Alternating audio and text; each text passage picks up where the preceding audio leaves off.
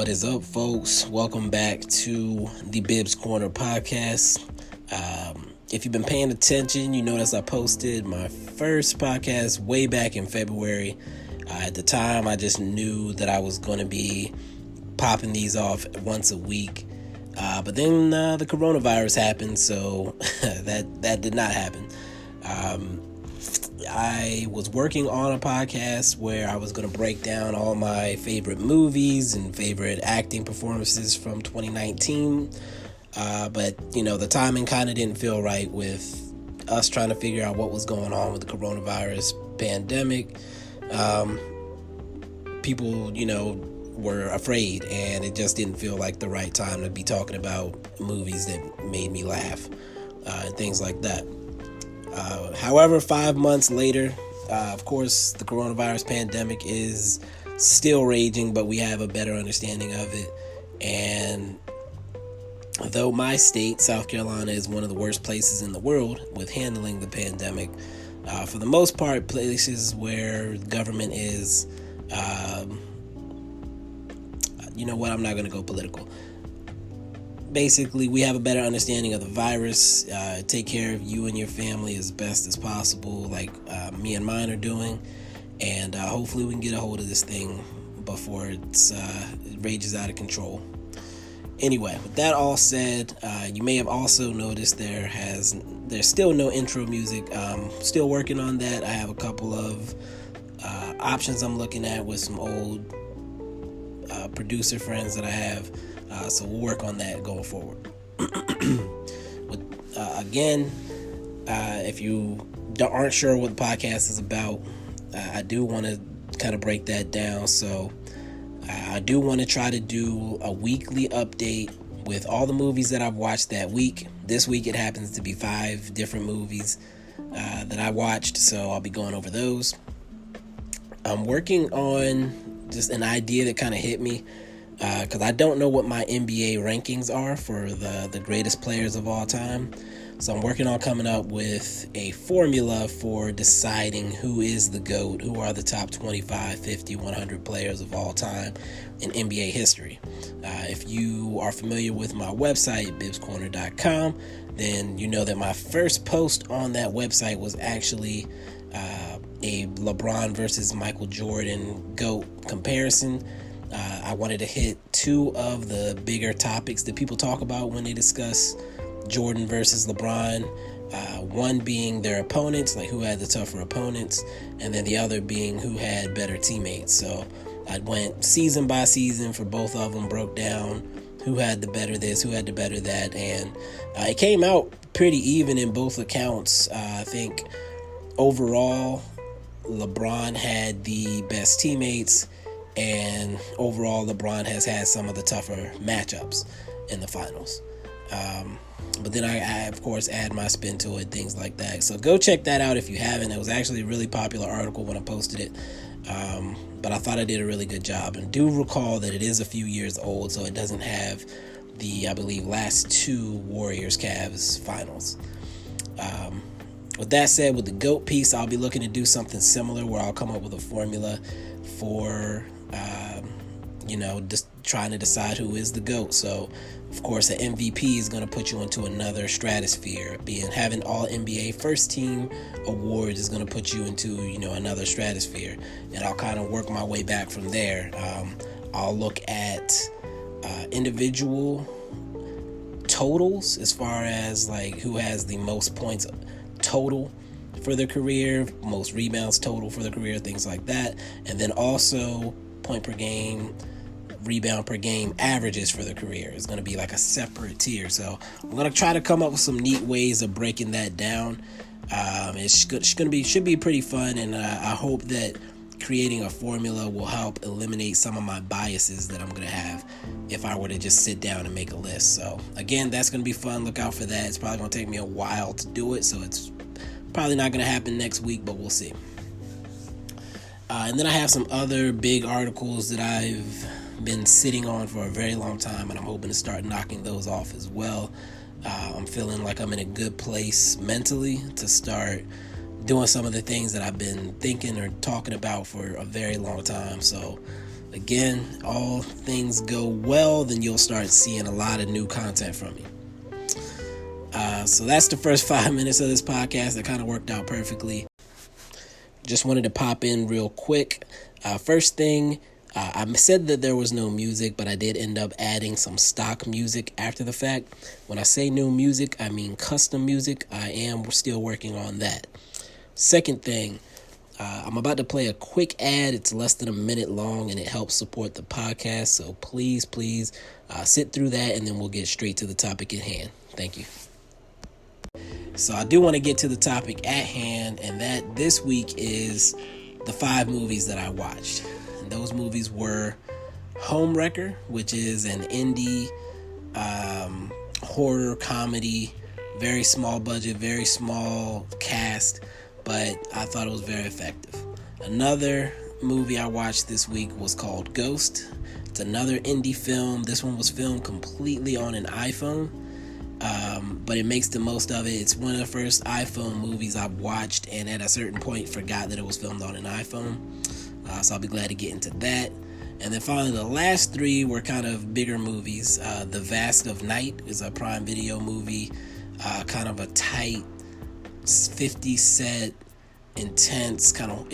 I guess it's technically a horror movie, but it's more of a suspenseful movie.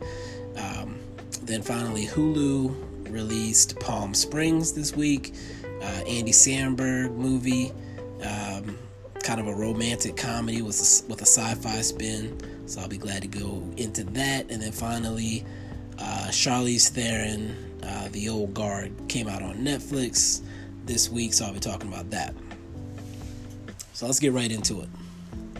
First, Homewrecker. So like I said, Homewrecker was a very small budget indie film. I am trying to put an emphasis on covering a lot of indie films this year, and I'm privileged to have a lot of indie distributors that reach out to me with different movies that they want coverage for. Trying to be picky about which ones I choose, but at the same time trying to be intentional about making sure I watch some of those movies. Homewrecker is the first one I've watched in a long time, and it was very good. The 2 main actresses in the movie are Precious Chong and Alex Esso. Alex Esso, actually, if you watched Dr. Sleep, she plays the wife from the original The Shining movie. So she plays the modern version. Of course, a lot of time has passed. They had to recast the boy and the mom. She plays the mom in Dr. Sleep in that brief scene where you see her.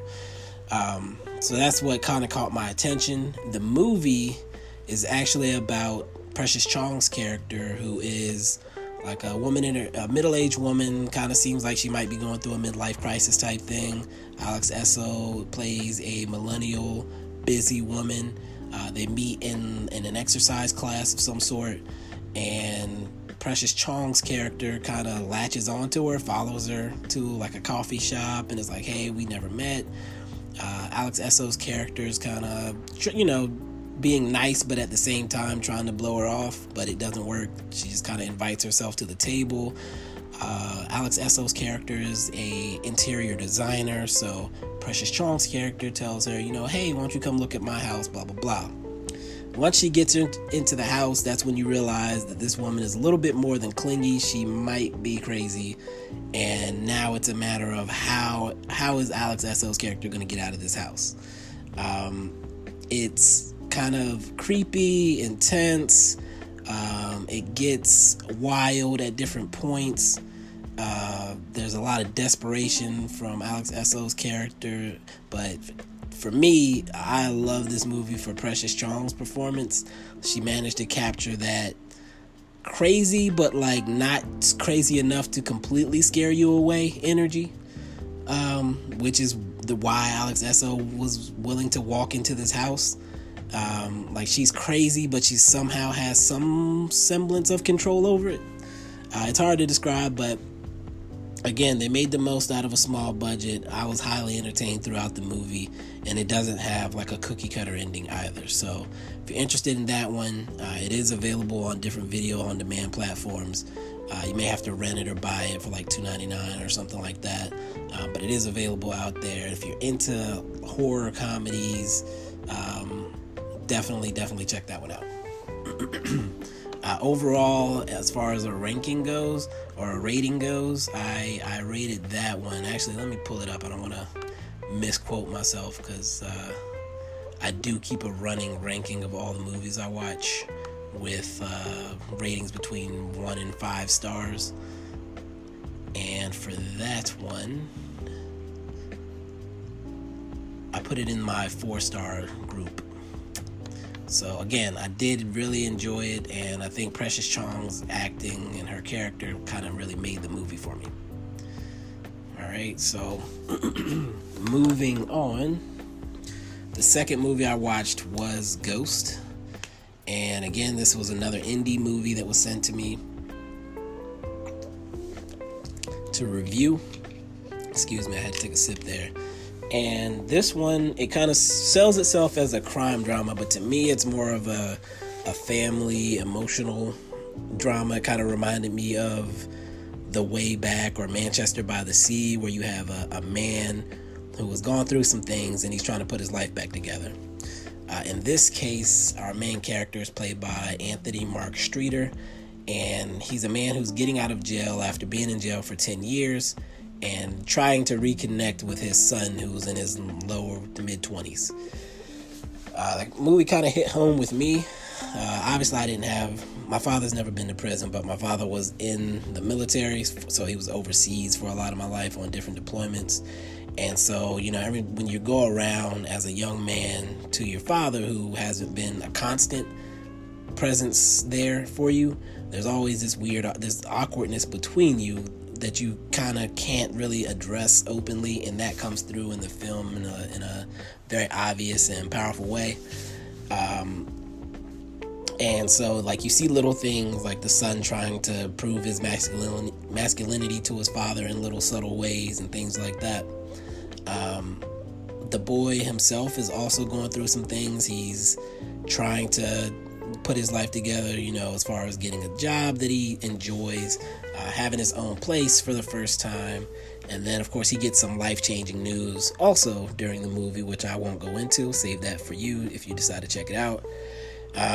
But then in the last 30 minutes, it does become obvious that we're still dealing with some crime elements that come into play from the father's past. So, again, the first hour or so of the movie gripped me with the emotional content and the family dynamic and trying to put things back together. But then the last 30 minutes, things get a little bit more intense.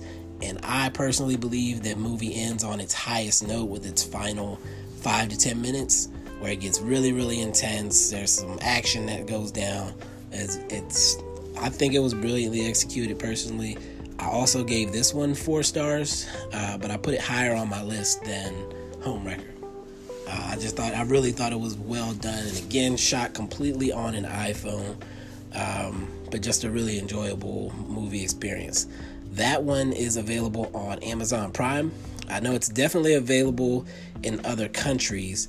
I checked on Friday, July 10th, to see if it was on Amazon in the US, because it's supposed to come to the US that day.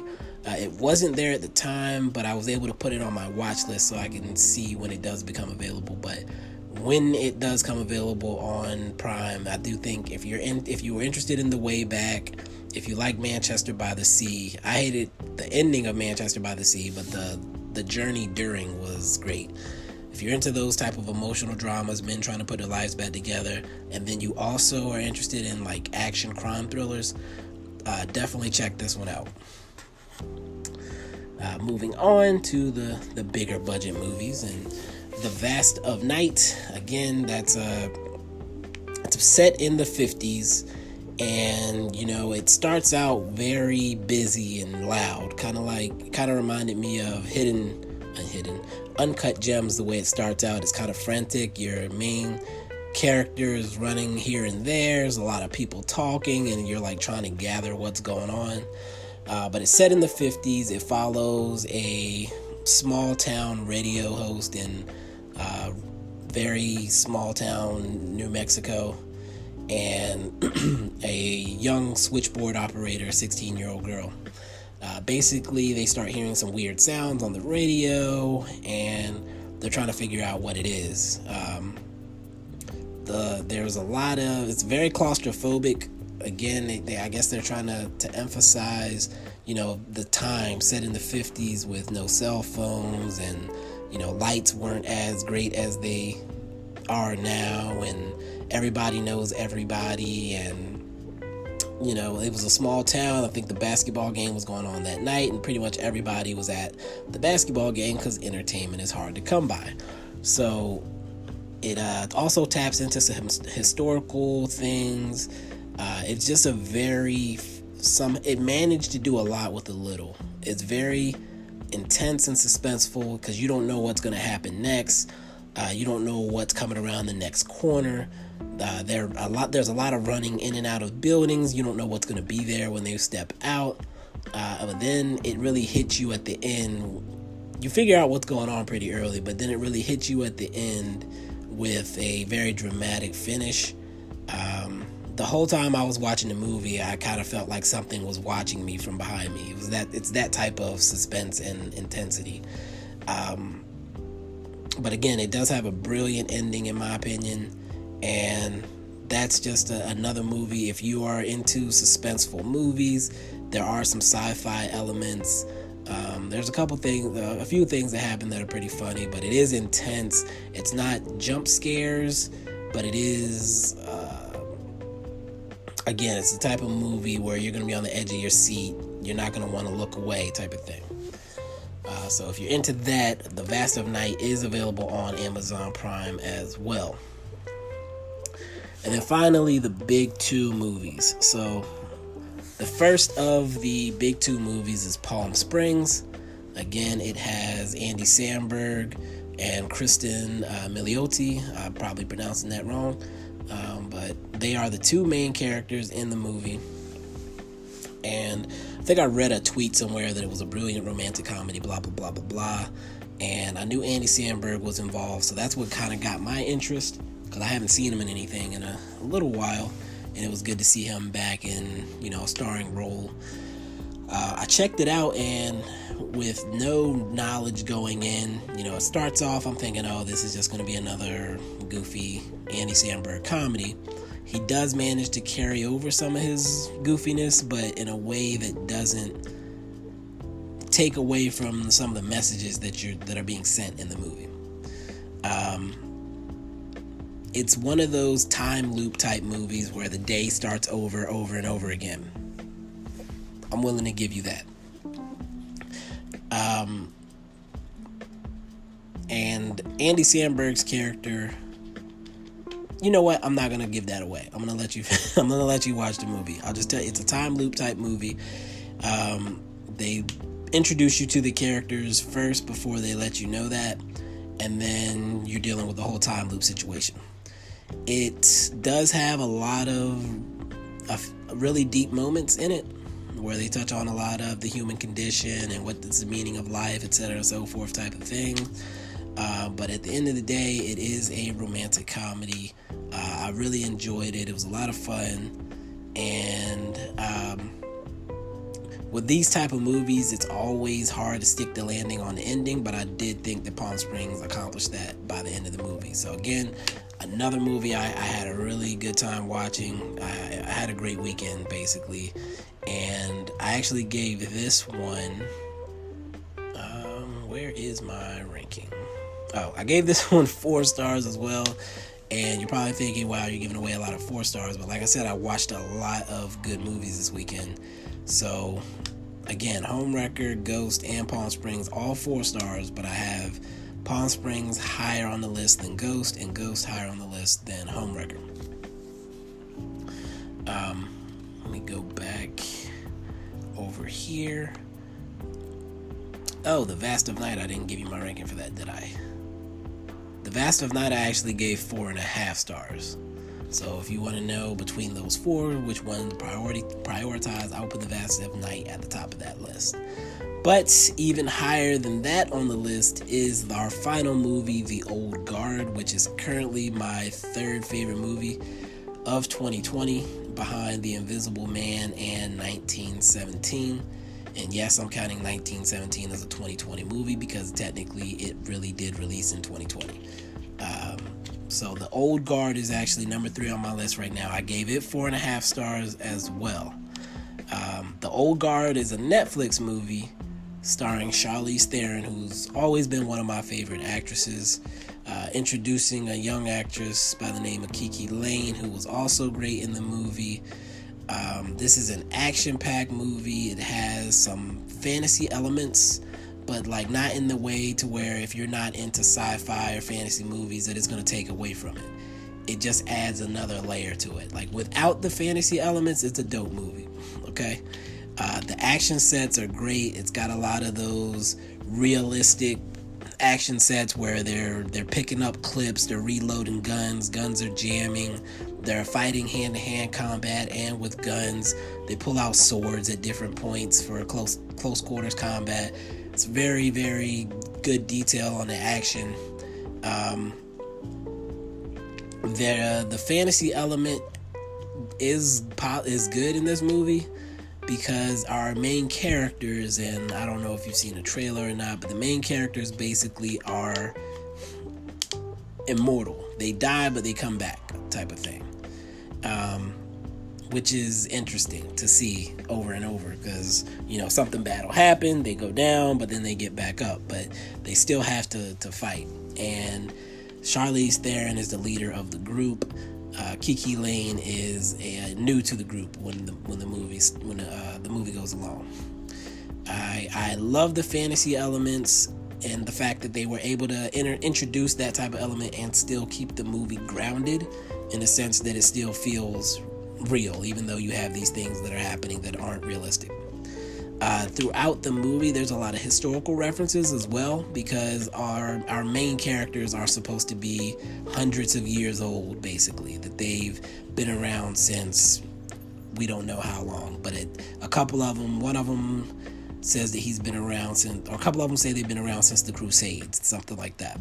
So these are warriors that have been around for years, hundreds of years.